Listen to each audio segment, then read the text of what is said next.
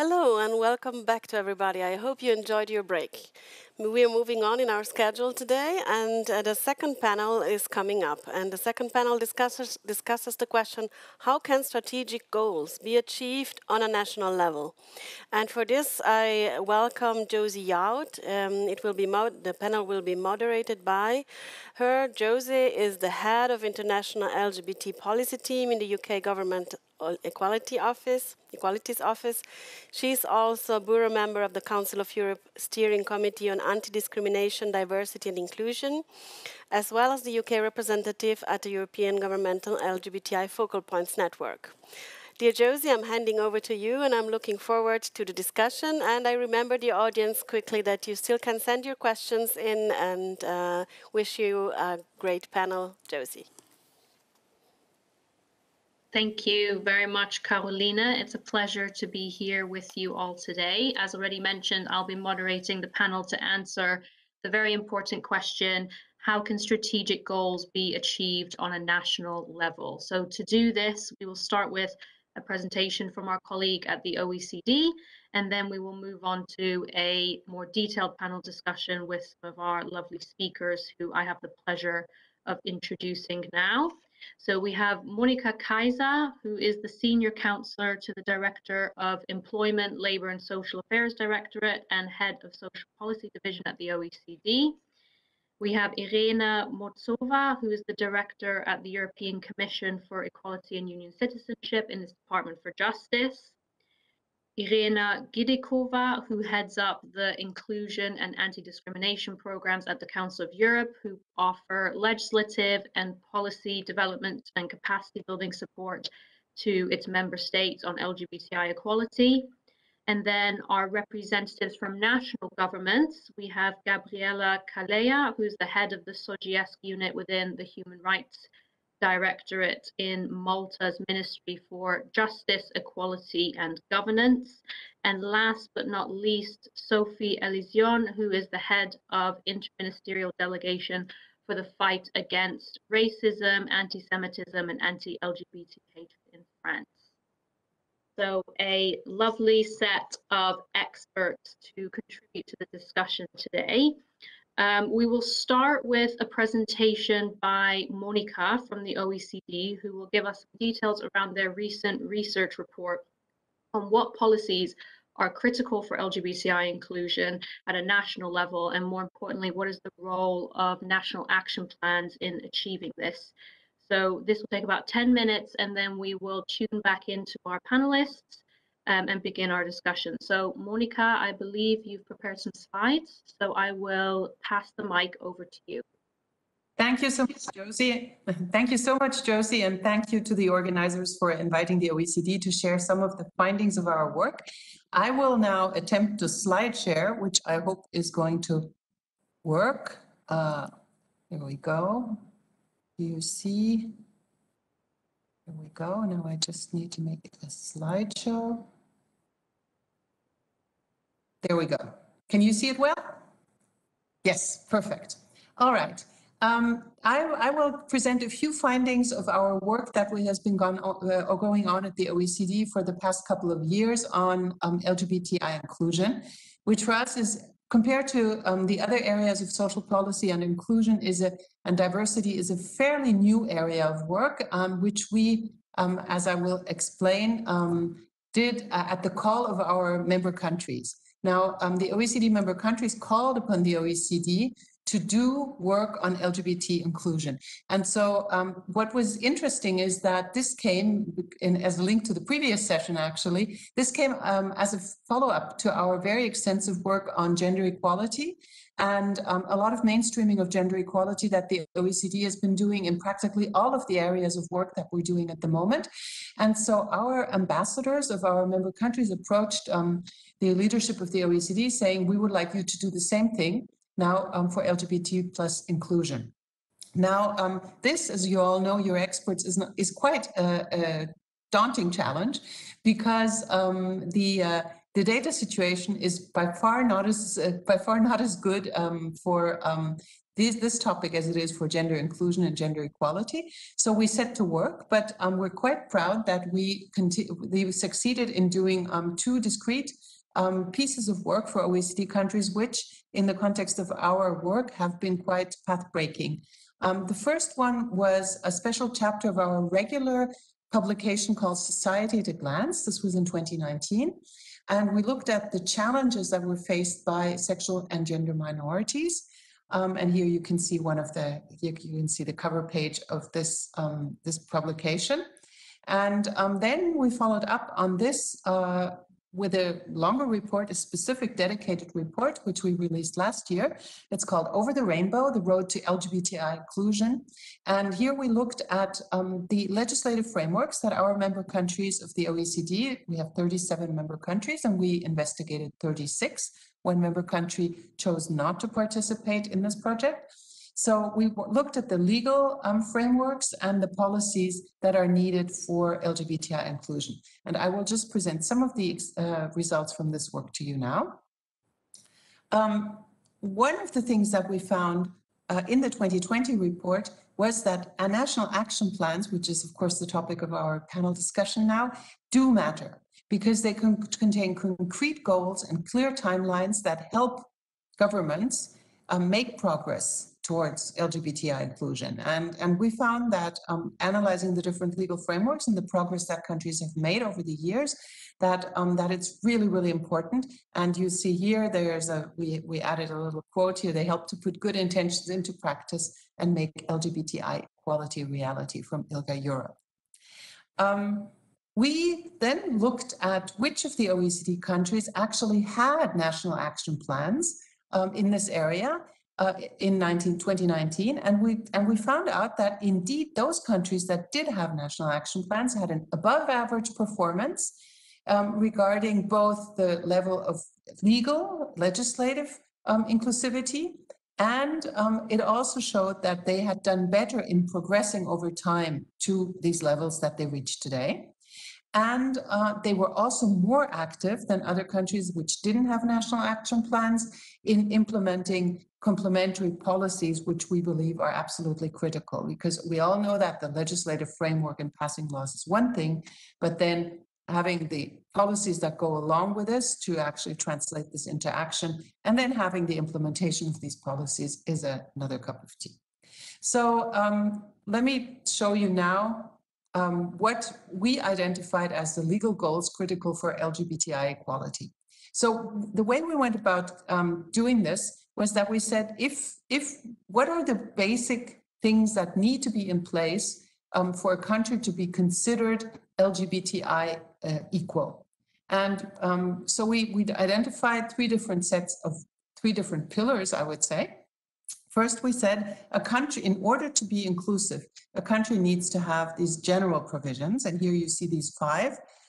These are very much general provisions that you have in the area of non-discrimination, also in other dimensions. So protection against discrimination, protection of people's civil liberties, protection against violence, protection of people who flee persecution from abroad, and the existence of an LGBTI inclusive equality body, which could be an ombudsman or a human rights commission, or whatever type of body fits into the national legal frameworks. So this is the first pillar.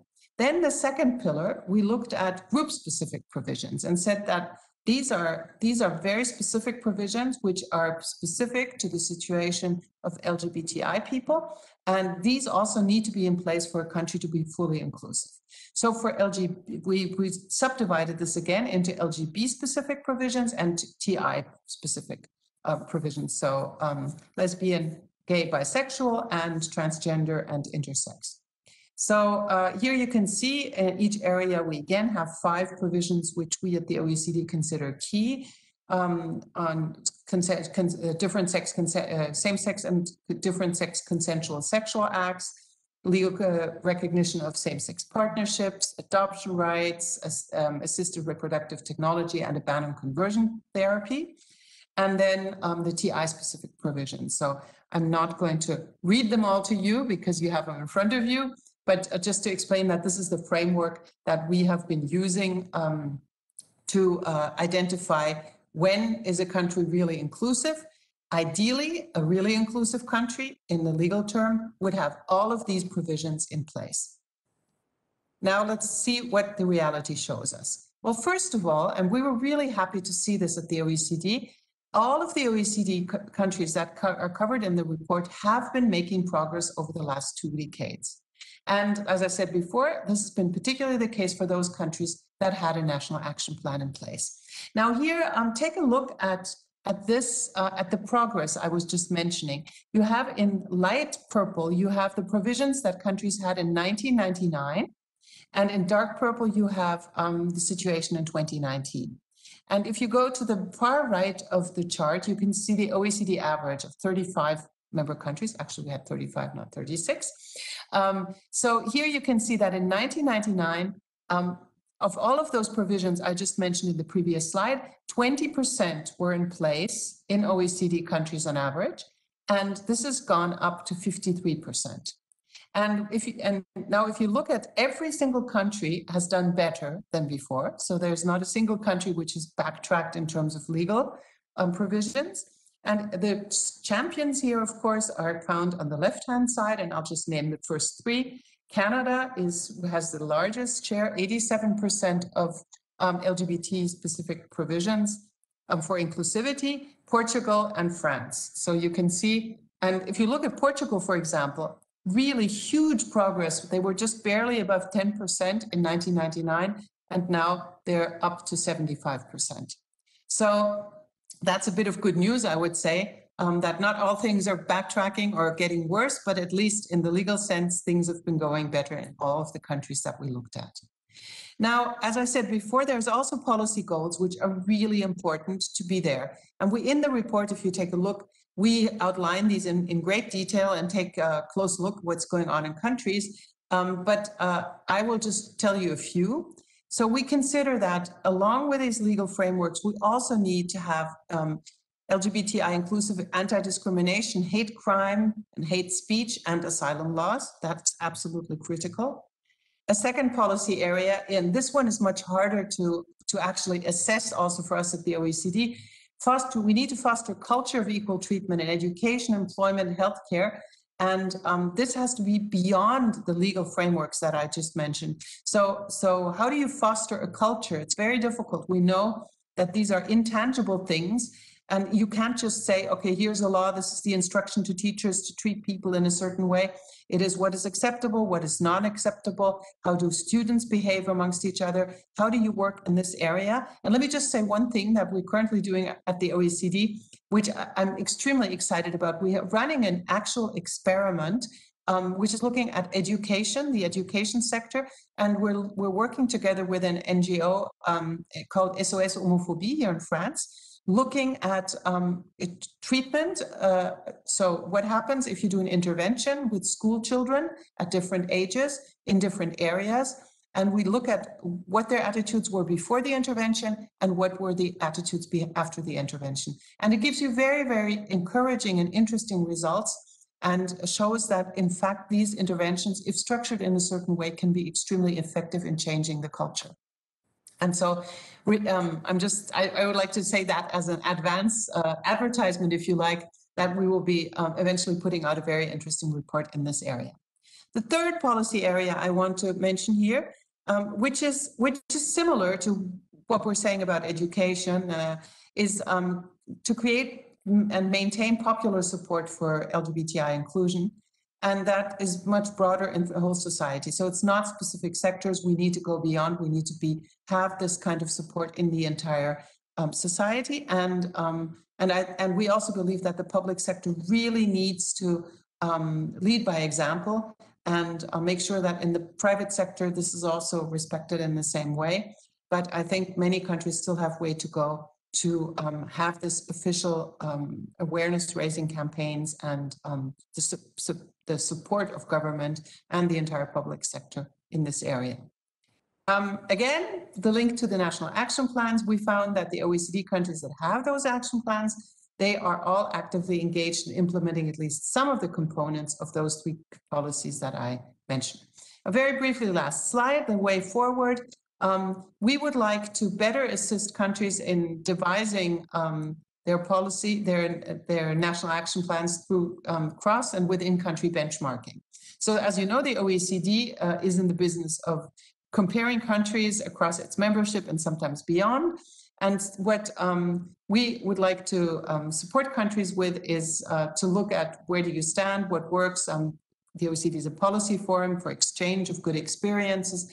So this is something we're doing. One thing we're looking at, of course, is the political will. Which, without political will, you're not going to get very far in any of the dimensions. That's very clear. But you also have to know what are the concrete goals, which are the most important ones, what should be the priority, what is the sequencing, and how have those countries that I showed you before on the left-hand side of the chart, how did they get to those such good results, and what is their secret? And I'm delighted that we have some of these countries represented. For a reminder, we had Canada, Portugal, and France. So it'll be very exciting to also hear a little bit more about how that worked. So we at the OECD, we would also like to complement this legal analysis with policy analysis. And like I said before, one thing is to have the things on paper, but I think all of the people working on the ground and that are in the meeting today know very well that that what really matters is what happens on the ground and not only what is on the paper and what is in the legal framework. So we would like to understand better at the OECD how those things work. And we would also like to help countries doing some rigorous impact evaluation to see what works and what doesn't. And I just mentioned one small thing we're doing with these experiments in schools, but there's plenty of other things we could do to support countries to understand better what works and what doesn't. And finally, last point, because we are hosted today by the German Family Ministry, we are working currently with the support of the Family Ministry on an analysis of the German federal system, looking at how in the different regions in the states, the Länder in Germany, these different legislative frameworks are being applied, what exists and how they differ from each other. And that's a very exciting project where we're moving down from the federal level to the regional level. And this is, again, something we would love to do for more countries where such political structures apply.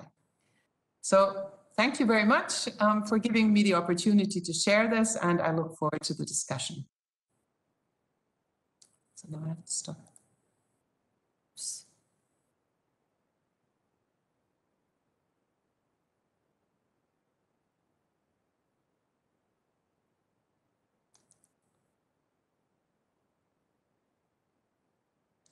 Josie, back to you.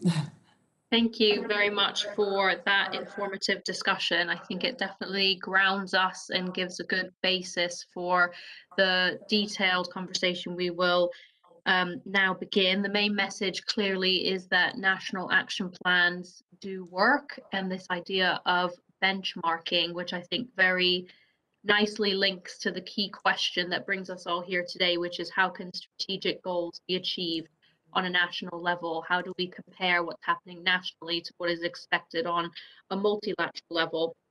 So I would like to now turn to our panelists, starting with Irena from the European Commission. So as we all know, in November of last year, the European Commission published its first ever EU-wide strategy for LGBTI equality, which was very well received. And so, Irena, I'm curious to know, how can the European Commission ensure that its member states follow up on the objectives and actions set out in the strategy? Hello, do you hear me? Thank you, Josie.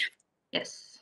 Yeah, that's very good. So thanks a lot for inviting me, and also thank you for, again, the German presidency for organizing this conference last November, where we actually had the possibility by the first ever Commissioner for Equality, Commissioner Dalli, to present this first ever LGBTIQ equality strategy that you have just mentioned. And So I think, first of all, let me say that also at this conference, it was obvious that nobody is alone.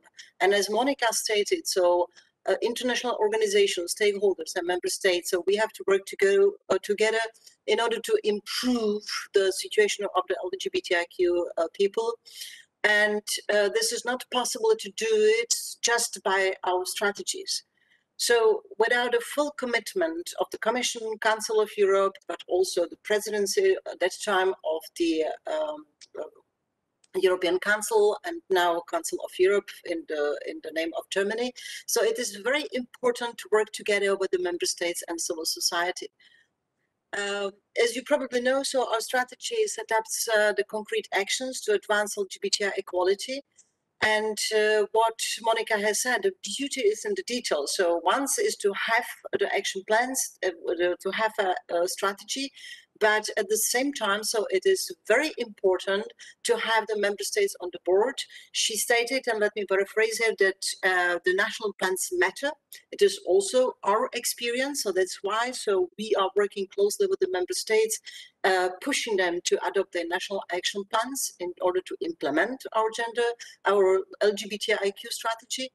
And also, so we are, since there is this issue of the competence and subsidiarity, this is sometimes difficult for us at the Commission level to invade the territory of the national policies. So it is important for us to look at this also from the perspective of sharing best practices, having the peer review, but also from the funding. So that's why our push is through the national action plans in order to protect the European citizens against the LGBTIQ discrimination, but also to follow up at the national level on the objectives and actions as set up in the strategy and complement them with the actions that we are wishing to take up at the European level. So I will probably stop here because I'm sure that there will be a follow-up question. But maybe a small remark, Monica, I'm jealous because your title Over the Rainbow is fantastic. So I'm jealous that we have not found it before you. So congratulations. Thank you very much, Irena. I will definitely have follow-up questions, but I will pass on to the rest of our panelists first for their opening questions. So now turning to Irena from the Council of Europe. So as we all know, we're entering a critical time as we lead to the review of the Council of Europe SOGI recommendation, which is set to be completed in 2025. So I'm curious to know, how can Council of Europe member states be encouraged to follow through with the criteria that are set out in the recommendation? Yes, thank you, Josie. And first of all, warm greetings from Lgbti Seku, the head of the SOGI unit of the Council of Europe, who would have very much wished to be here, but unfortunately she could not make it. Very concretely, interesting results from the OECD study. Indeed, action plans do matter, although we could, of course, argue whether the frontrunner countries are both good at enacting good legislation, good policies, and action plans, and those who are not so good at that lag behind on all of these counts. I'm sure I'll find out when I read more detail of the OECD study. And definitely the emphasis on impact is extremely important from our point of view. Now, all action plans are not created equal, and some are more like chasing rainbows and others are, just more like ticking boxes. The Council of Europe has been helping, especially the SOGI unit countries, to design and implement action plans for many, many years. And we do so partly in the context of our own work, especially our assistance programs, but also in cooperation with the European Union in our joint programs, either with DG Justice directly or sometimes in neighborhood countries. Rather in accession countries, I would say. Neighborhood countries is a little bit more far off, I would say, on this topic. And one important element I'd like to highlight is that action plans, when they are developed in the context of projects, especially EU Council of Europe supported projects, they can start off very ambitiously, but then very quickly fall in disarray when the money stops. So it is really important to ensure sustainability. And the Council of Europe has a whole array of instruments, and many of them were mentioned today. Of course, the recommendation, the standards, the monitoring, ECRI, the Intergovernmental Committee, the Focal Points Network, which is not ours, of course, but we work very closely with them. So it's different instruments for different purposes that all address and add to the pressure, to the peer learning, to the instigation, advocacy, and awareness raising. The field programs, I would say, are an element which was not mentioned yet, but I think a really important one, because that's where we work with states on concrete solutions, on addressing concrete challenges, on designing actions that will be sustainable. And what we have found out is that there are a few things that matter very much to make sure that action plans work.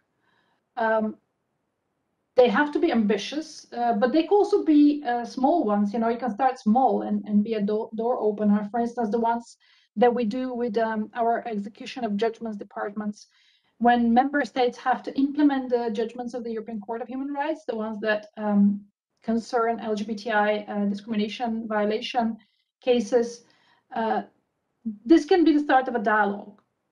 But it can only really be sustainable and far-reaching if it brings together different actors, especially civil society. And I cannot highlight this more.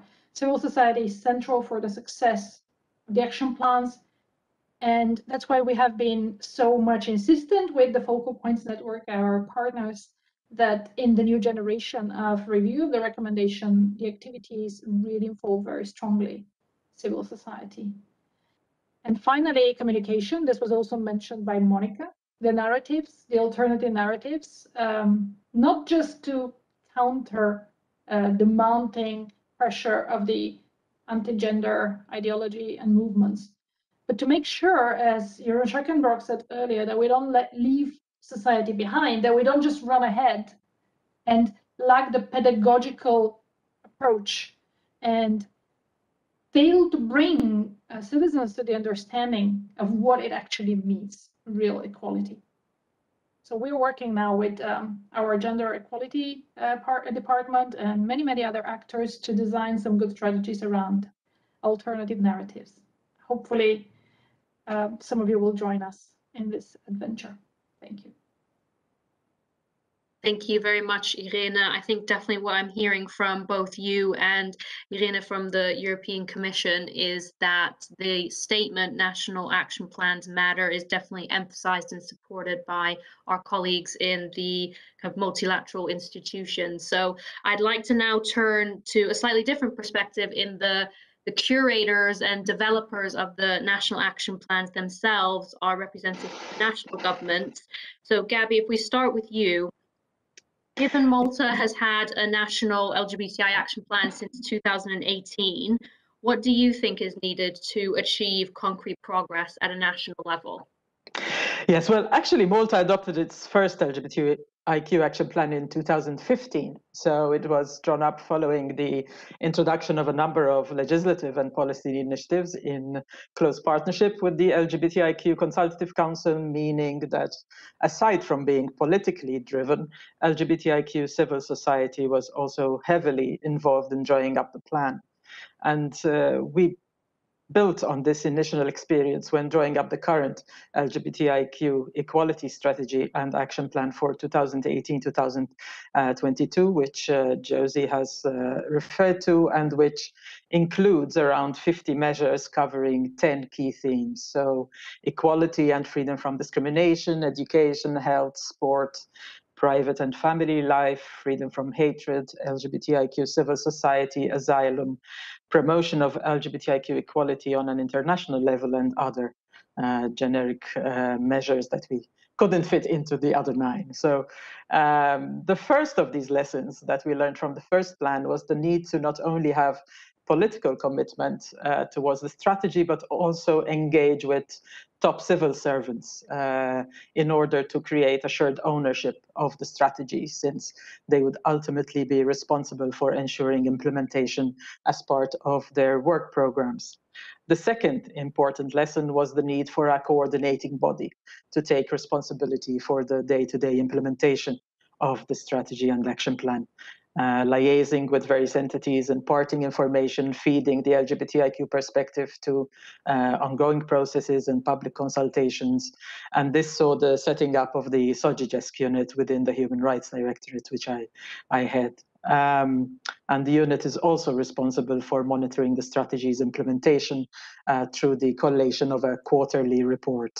So every 3 months, we basically ask the different departments and ministries responsible for any of the measure to give us feedback on the state of implementation. And progress on the strategy is also shared with the LGBTIQ Consultative Council and also published annually during Pride Week, when the unit holds its annual conference. I think more importantly, thanks to the FRA LGBTI2 survey conducted in 2019, we also now have concrete data that evidence that the legislative, policy and mainstreaming measures introduced are having a positive impact on the lived experiences of LGBTIQ persons, with respondents reporting the lowest rates of harassment and violence in the EU. And Malta also generally scored better than the EU average in most areas. Important also for us is that 83% of the respondents from Malta think that the Maltese government is effectively combating prejudice and intolerance against LGBTI people. So these are some indicators that having a national action plan and concrete measures and commitments are actually working. Thank you very much. That was really interesting intervention, and to hear the impact evaluation, I think, is very important and speaks to one of Monica's points in her presentation. Sophie, let's turn to you next. So France has recently also published a new LGBTI action plan. What are some of the key obstacles and best practices you encountered when developing this national action plan? Thank you, and thank you for the organization of this event, because I have just arrived at the head of the DILCRA, and it's really good for me to share best practices and listen to what you have to say about this national plans. So what I can say is that the difficult here in France is, in fact, first of all, the commitment not of the government, but of each ministries. The DILCRA have to help the ministries to honor their commitment in the plan. So we have to be sure that they are taking the plan every day and trying to get it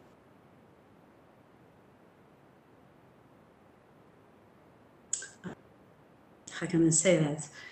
And trying to make sure that the plan have positive consequences people's everyday life. And that's a very, very big difficult for us. So the second plan that was launched last year in October is integrating a follow-up committee. And in this committee, you can find associations and even ministries, and of course the DILCRA. And in this committee, we are discussing what the ministries are really doing to implement the plan. And that is a really difficulty for us. The second one, I think, is to create confidence between institutions and the associations that are working on these questions. And to create this confidence, I think we have to meet us frequently, sometimes share some best practices also, and also have perhaps more transparent communication for us, government. That is what is the most difficult thing here in France. I've forgotten the second part of the question. Thank you. That's really helpful. The second part of the question was whether you encountered any best practices or things that worked quite well in the development of the action plan. Yeah, perhaps I can tell you about an experimentation that is developed in Paris, Marseille, and Bordeaux. It's creating a network of specialized police reference on fight against anti-LGBT hate. So we have trained those policemen and policewomen so they can welcome professionally the LGBTQI people. And it's very important because the Interior Ministry counted 1,807 victims of homophobic and transphobic acts in 2019, and also 55% of LGBTQI people have experienced anti-LGBTQ acts in their lives. So it's really important to create that safe spaces in police. This is one of the good best practice, and one other perhaps is the creation on each academy of an observatory of online hatred.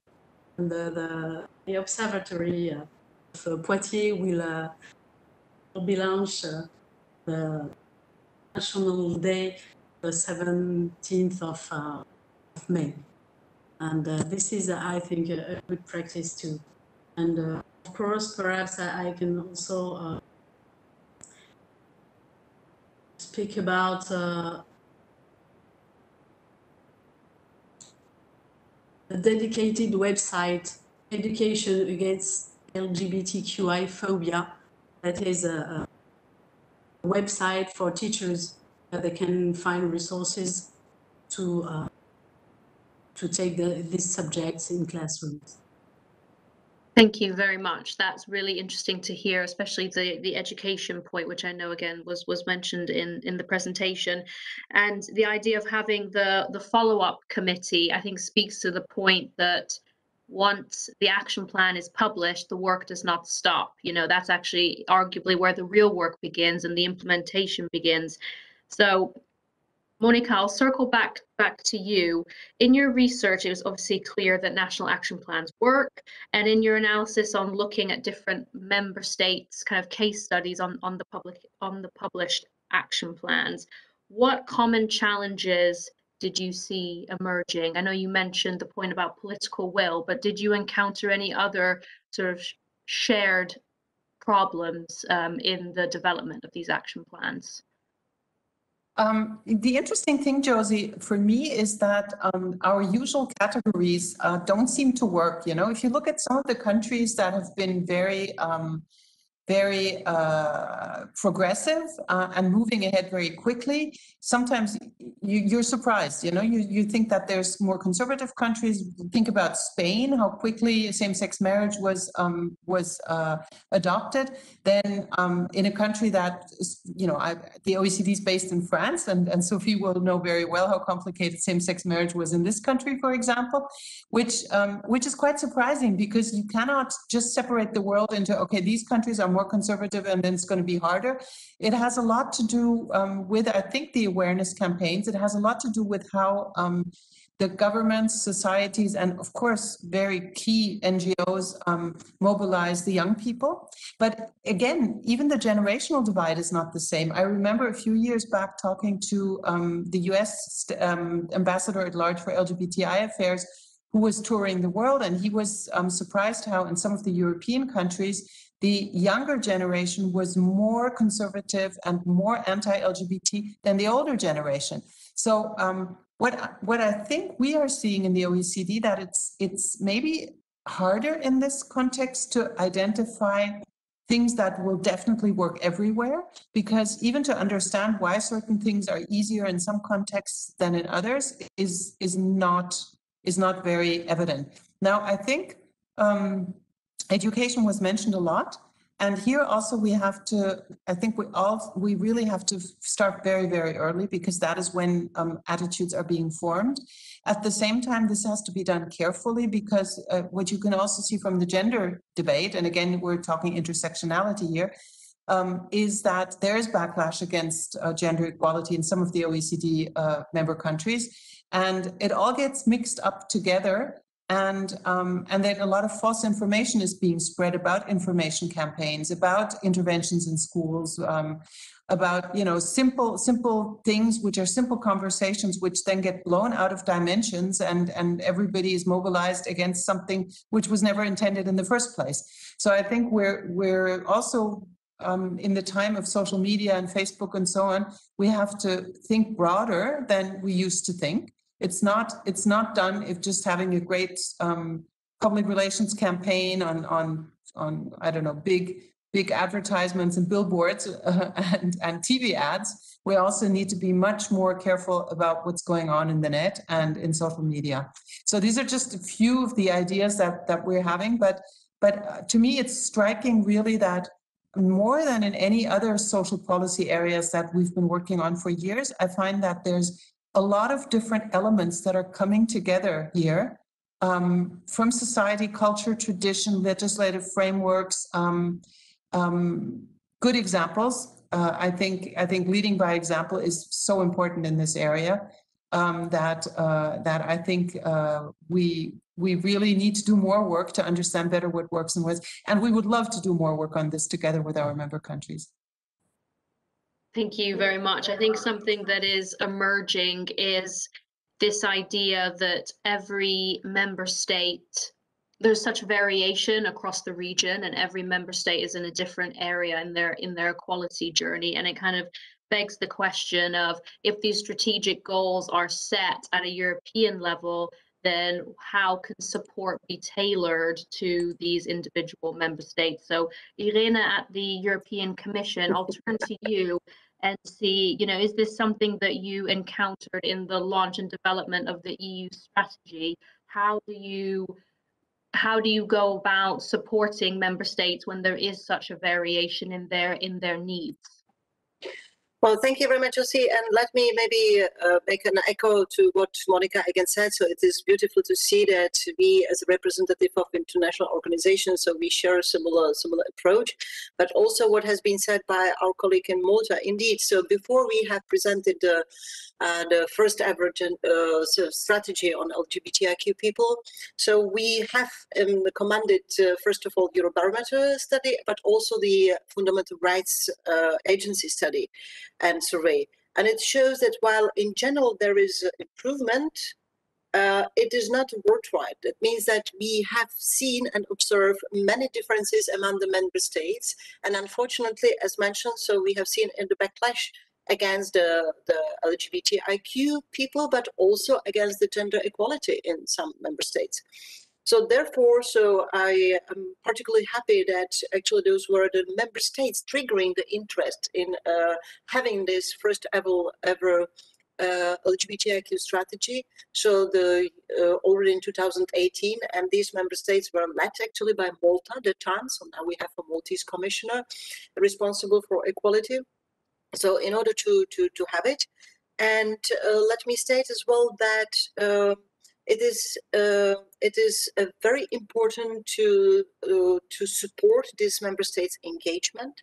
We are doing it through our subgroup, which is the first ever subgroup, which is now chaired by the Commission, but is putting together member states to work together. I've mentioned the peer review and the best practices.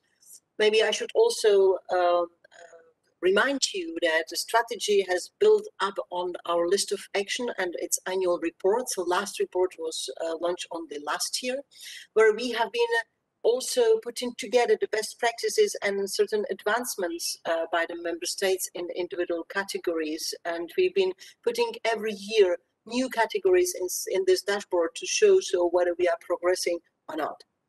Now, let me maybe mention something that has not yet been discussed here, and this is the specific impact of the COVID-19 pandemic on LGBTIQ people, where we had taken initiative from the very beginning to call on member states to be sure that the LGBTIQ people are not left behind. So in these difficult times of the pandemic, because we have seen that the violence, that the discrimination, or even the young LGBTIQ people, so not being accepted among their families, so not having the safe place to stay during this very difficult time. So it was something that we wanted to make sure that member states are aware, and this is a part of the individual response towards the pandemic. And since the Commission and the European Union in general is putting new tools on the table, like the new unprecedented funding, New Generation Fund. So we have called towards the member states to make sure that the equality and also the intersectional approach and the people discrimination of the LGBTIQ people is something that is addressed also by this new funding opportunities. But let me also say that we have now new tools, Citizens, Equality, Rights and Value Program, which has been launched. We are now preparing a first meeting with the possible beneficiaries closer to the end of this month. I think it is in the 10 days time. And we will have a special priority funding for projects which precisely will contribute to the implementation of the LGBTIQ equality strategy. And with that, we aim as well and having good projects and good ideas to share later on at the level of the member states. Maybe my last comment, because I'm sure that Irena from Council of Europe will deliver more on gender equality backlash, also linked towards the Istanbul Convention. But this is the issue of the stereotypes and the hate speech. I strongly believe in awareness. I strongly believe in involving people, involving stakeholders and civil society organizations in having the European citizens better understanding the difficulties that LGBTIQ people are living in their normal life. So that's why it is very important to have this also organized at the European level. But we should not forget about the legislative opportunities, and one of the most important flagships of our LGBTQ equality strategy is precisely to look at the legislative avenues in order to make sure that the discrimination and actually the safety of the LGBTIQ people is assured also from the legislative point of view.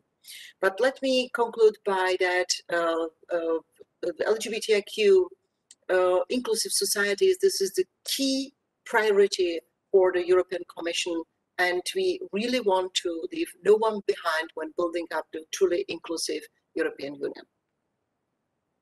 Thank you very much. I'll turn directly to Irena from the Council of Europe in case you have anything to add to that. I really like what you said earlier, that some looking at a range of action plans, some are more about chasing rainbows rather than making an impact. So what are some of the ways that the Council of Europe can support and provide a tailored approach?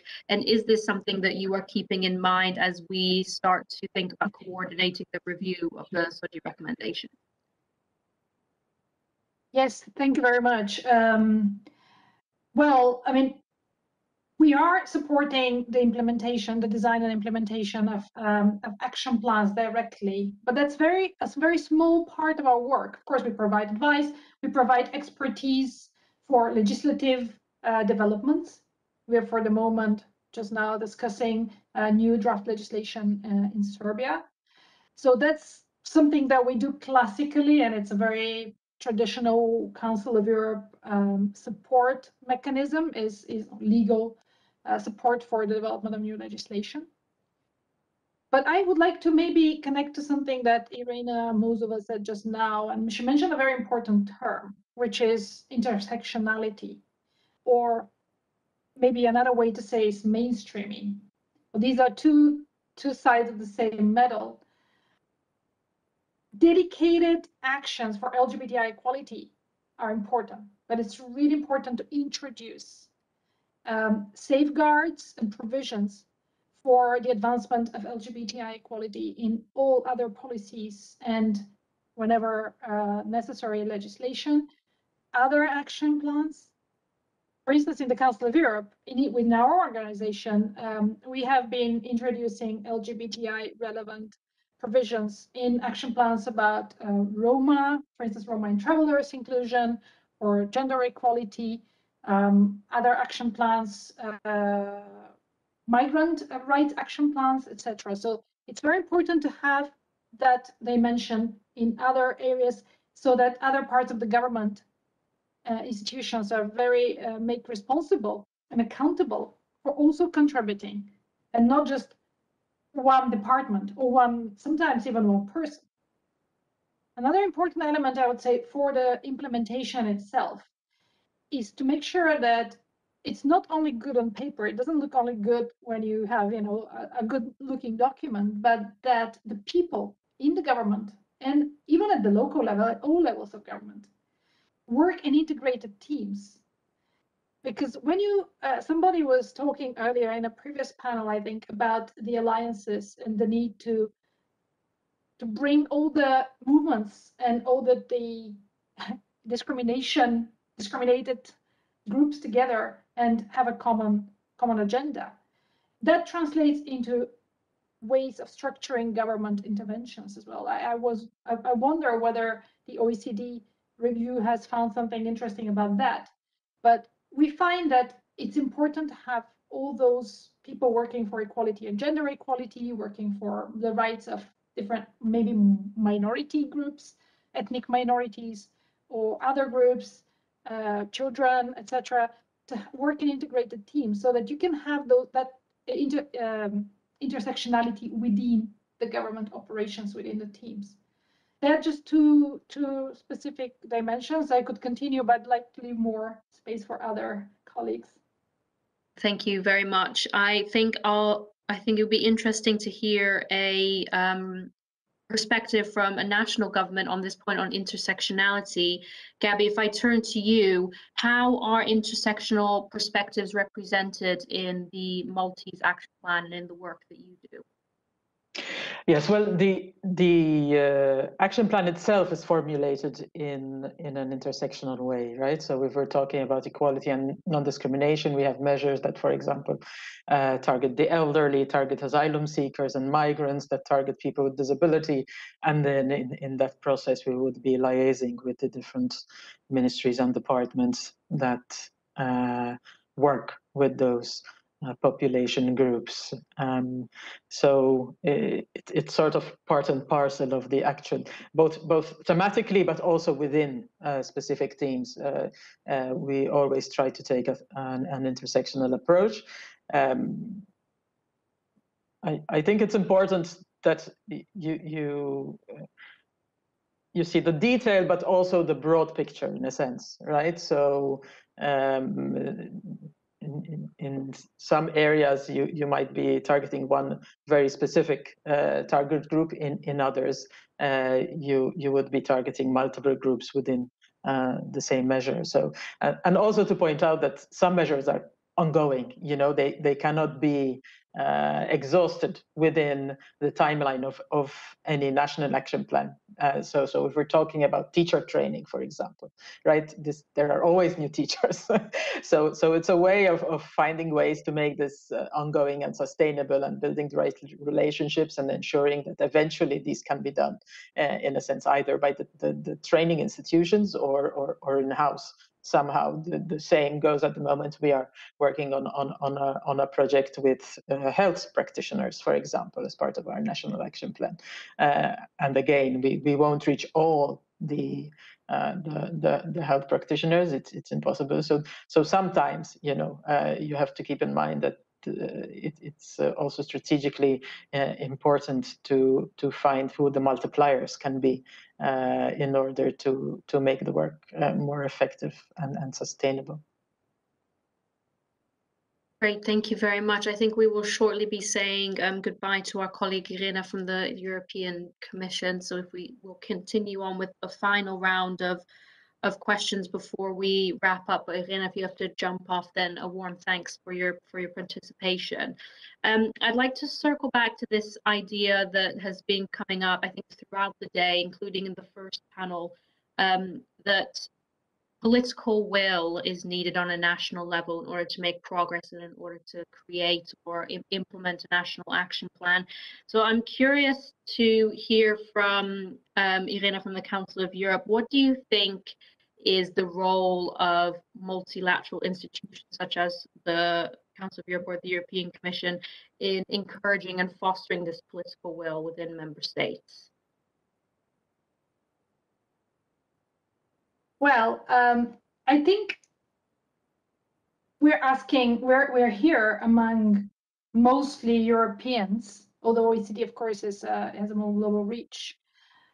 And we are speaking about human rights and equality in Europe because Europe has become a beacon for rights and equality in a hard way. We've learned a very hard lesson when identity politics and hatred were weaponized to wage a string of devastating wars. And this was already said many times today. We see when 10 years ago, the Council of Europe standard recommendation was adopted, we thought that we had an easy ride ahead, but in fact, we've seen now a backlash.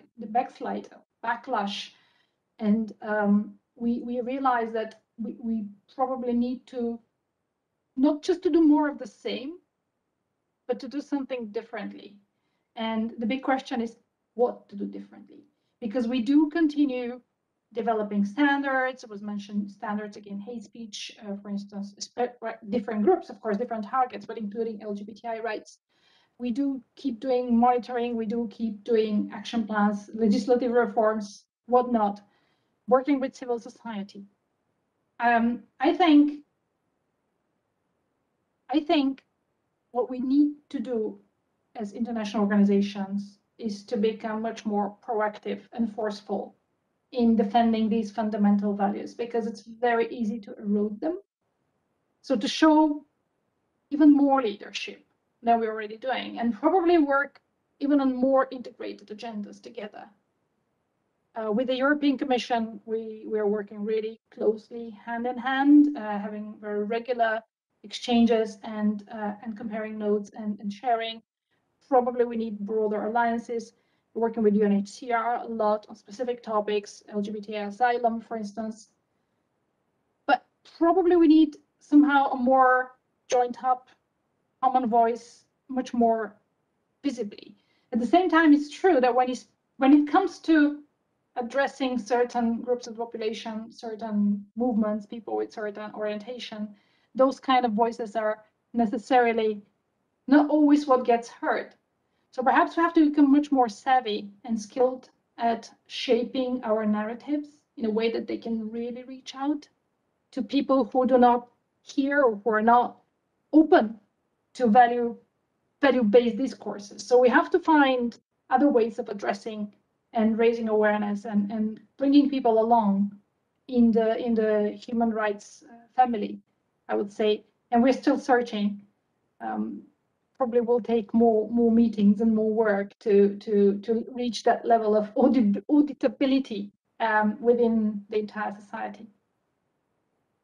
Thank you very much. I think for the final question before we wrap up, I'll pass to Sophie. So something that has come up quite a lot is the role of civil society. And I think that plays into us answering our question in this panel on how do we hold national governments, or how do we hold governments accountable? And of course, civil society play a real key role in that, in their role in advocacy and campaigning. So in the development of the National Action Plan in France, what was your experience like working with civil society, and what role did they play in order to further your objectives?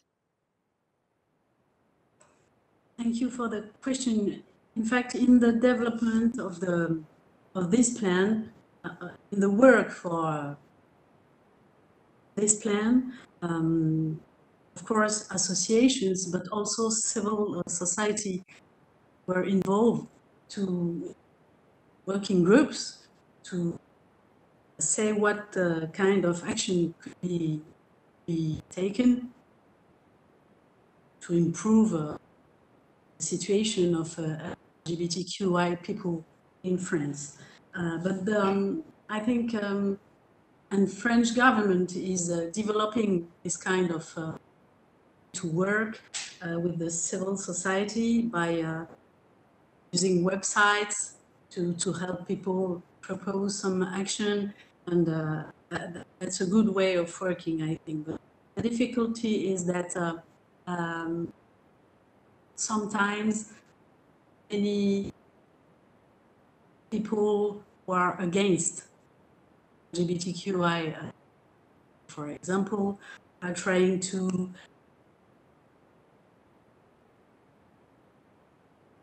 propose bad actions in those websites. So we have to perhaps or